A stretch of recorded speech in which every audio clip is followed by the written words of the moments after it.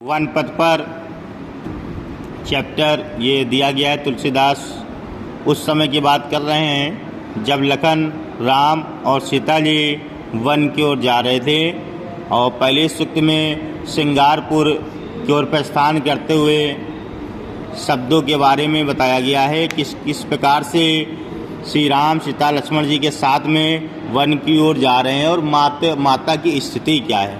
कह रहे हैं पुरते निकसी रघुबीर वधु दर धीर दये मग में डग दे। पुर से निकली, पुर का मतलब है सिंगारपुर।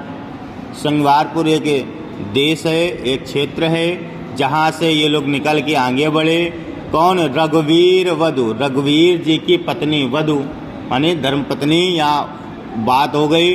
रघुवीर के साथ में रघुकुल की बहू यानी माता सीता धरे धीर दे, अपने मन में धीरज को धारण किए हुए मग में डग दे, रास्ते में आगे बढ़ते हुए जा रही थी, यानी कदमों को बढ़ाते हुए जा रही थी। यानी कि श्रृंगारपुर से निकलकर राम, लखन और माता जी अपने हृदय में धीरज धरे हुए आगे की ओर बढ़ रही थी।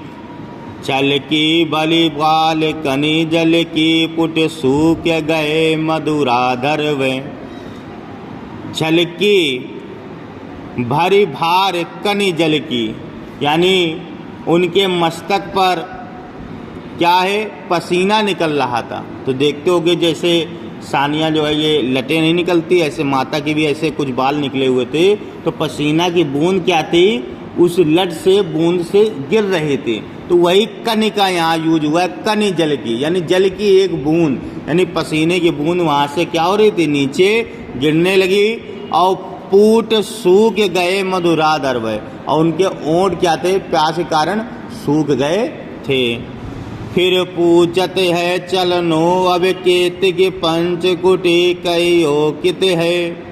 माता जी थक चुकी थी तो श्री रामचंद्र से पूछती हैं। फिर बूझत है, क्या पूछती हैं? चलनो अब केत, कि अभी कितना चलना है। पर्ण कुटी पर योगित है, पत्तों से निर्मित कुटिया कहाँ पर बनाएंगे स्वामी, कृपया करके मुझको बता दीजिए। ती की लकिया तुरता पी की अकियाँ अति चारु चली जल चय। ती की लकिया तुरता, श्री रामचंद्र जी ने जब इन शब्दों को सुना कि मेरी अर्धांगिनी ऐसे शब्द कह रही है, तो उसकी आतुरता यानी इस जल्दबाजी का उन्हें एहसास हुआ। क्या एहसास हुआ? कि पी की अकियाँ अति चारु चली जय चय। और क्या उनको एहसास हुआ कि ये पंड सोने की कुटिया में रहने वाली राजा की पुत्री थी, राजा के राज में इसका विवाह हुआ और ये जंगल के इन कष्टों को झेल रही है, इन्हें बहुत कष्ट है। ऐसा उन्होंने विचार किया तो प्रभु के आंखों में आंसू आ गए। यही कह रहा है, पी की अखियाँ ते चारु चली जल चोय।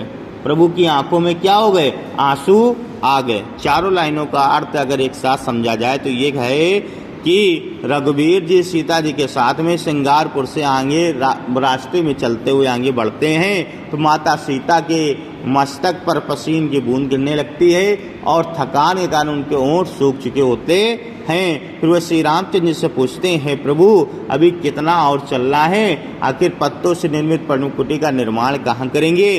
जब श्री रामचंद्र जी ने सीता जी के ऐसे शब्दों को सुना तो उनकी इस आतुरता का उन्हें एहसास हुआ, ये रानी महलों में रहने वाली आज किस प्रकार से जंगल में मेरे साथ में कष्टों को झेल रही है। जब उन्हें ऐसा स्मरण हुआ तो श्री रामचंद्र की आंखों में आंसू आ गए।